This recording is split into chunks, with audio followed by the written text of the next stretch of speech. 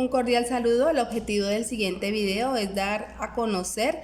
la lista de chequeo de sala ERA. La vamos a encontrar en la carpeta compartida del dispensario de Mori y la subcarpeta que dice prioritaria. Allí vamos a tener acceso a la carpeta de salas ERA y ahí a la lista de chequeo de salas ERA. Allí vamos a dar clic en ver el formulario, donde se van a desplegar los componentes que son planeación, atención y evaluación. Digamos que además es un instrumento para que tengamos en cuenta la debida atención de todos los pacientes que asisten por un cuadro respiratorio agudo y que vamos a enfatizar en los niños menores de 5 años. Entonces tenemos la planeación, que son los aspectos a tener en cuenta por los cuales se han propendido desde la dirección incluso de contar con todos estos ítems y que hasta el momento los hemos cumplido. El componente de atención A, entonces donde nos determina las indicaciones para que un paciente haga ingreso a sala ERA, donde debemos tener en cuenta que se deben gestionar las rutas específicas de riesgo, valorar si hay algún tipo de riesgo en los pacientes que valoramos con enfermedad respiratoria aguda, el hecho de tener desnutrición, maltrato, alguna comorbilidad respiratoria como asma, entre otras, y la ruta de atención primaria o la remisión a un nivel complementario cuando así lo indique. Tenemos en el punto número 2 los criterios de ingreso a sala ERA, que son niños mayores de 2 meses,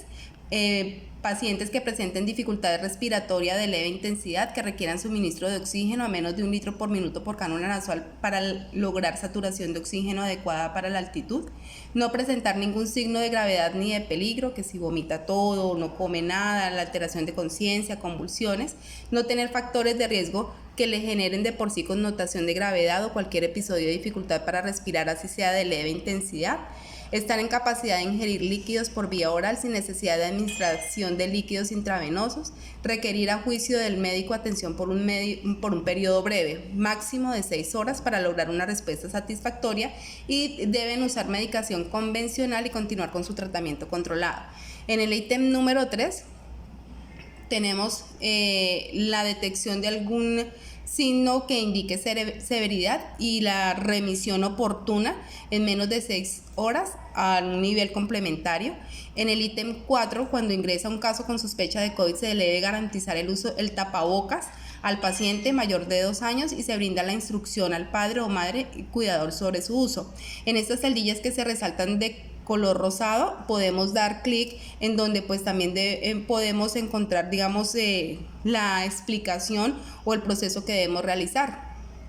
que se debe hacer verificación de los procedimientos y formatos de la institución y hacer un adecuado diligenciamiento en la historia clínica. En el ítem número 5, pues debido a la situación de pandemia se debe realizar una cohortización de los pacientes, es decir, incluir solo los casos confirmados de infección o colonización por el mismo agente infeccioso, con base en la mejor información disponible al momento de tomar la decisión, destinar personal de salud exclusivo para la atención de los pacientes en la cohorte. Este personal no debe atender a otros pacientes dentro del establecimiento, destinar el espacio físico exclusivo para los pacientes con el agente que incluya estación de enfermería, sector de insumos y baños, mantener distancia mínima de 1 metro entre camas de pacientes y espacio suficiente para realizar procedimientos en un paciente sin invadir el espacio del paciente en cama contigua. La cohorte se considera cerrada, permitiendo abrir el sector para el ingreso de los otros pacientes solamente al ser dado de alta el último paciente, el último caso de esta cohorte.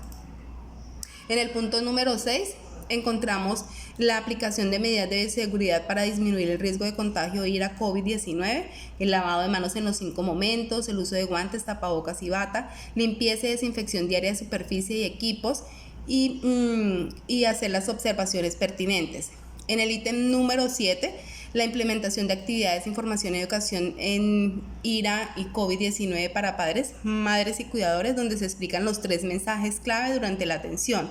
Recordemos que los 3 mensajes clave son cómo evitar enfermedad de infección respiratoria aguda, cómo cuidarlos en casa, los signos de alarma para consultar de inmediato. Si el paciente pertenece a algún grupo de riesgo, la información tiene un enfoque diferencial y debemos estipularlo adecuadamente, reconocer la comprensión, constatar por medio de preguntas que el cuidador comprende las indicaciones del cuidado de casa y cuándo consultar, en observaciones indicar cuáles actividades se tienen. Recordemos que tenemos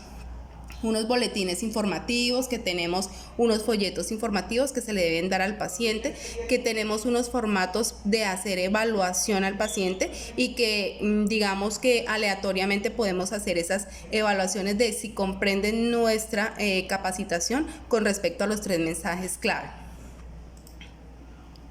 Aquí encontramos cómo se despliega, que nosotros también tenemos un plegable de gripa a metros, donde se especifican y se aclaran muy bien los 3 mensajes clave. En el componente de atención B tenemos que si respecto a las actividades de información y educación se reconoce la comprensión, por eso hablamos de la evaluación. Las actividades de información y educación sobre IRA se tienen un enfoque diferencial, o sea, étnico, migrante, rural disperso, institucionalizados. Esto tiene que ver con la pertenencia a pueblos indígenas, afrocolombianos,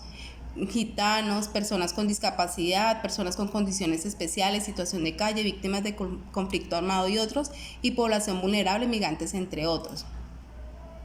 Debemos tener en cuenta que se documente toda la atención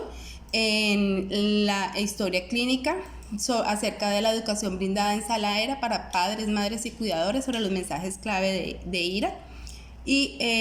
contar con un plan de egreso que contiene las indicaciones y recomendaciones específicas para el cuidado, los cuidados en casa y cuándo volver a consultar. Y enfatizar nuevamente tanto el personal médico, el personal de terapia respiratoria y el personal de enfermería debe hacer evolución dentro de la historia clínica de todos los ayudas que dieron a los familiares para enfatizar en los 3 mensajes clave. El seguimiento que se debe realizar entre las 58 y 72 horas y los 7 días después del egreso. Esto es importante que sigamos direccionando a los pacientes a terapia respiratoria o que tengamos conocimiento de los pacientes que se atendieron en sala ERA para informar al servicio de terapia respiratoria y que el servicio se encarga de hacer el seguimiento a las 48, 72 y a los 7 días de egreso del paciente. Hacer la articulación del servicio de atención extramural para realizar el seguimiento oportuno. Nosotros hacemos las llamadas telefónicas de los pacientes y hacemos el direccionamiento de acuerdo al caso y de acuerdo a la valoración, el seguimiento que realizamos a cada uno de los pacientes y en tal caso realizar una contrarreferencia del menor para garantizar un tratamiento posterior o un seguimiento.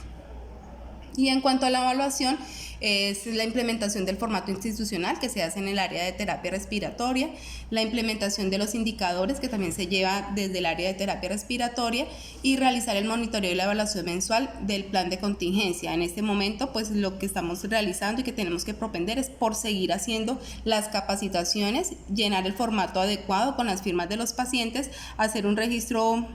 fotográfico aleatorio, por lo cual pedimos al servicio, a todos los que estamos encargados de todo este proceso y de atender a los pacientes de enfermedad respiratoria aguda, que sigamos realizando estos procesos de capacitación, de diligenciar las actas de capacitación con las evaluaciones aleatorias y con la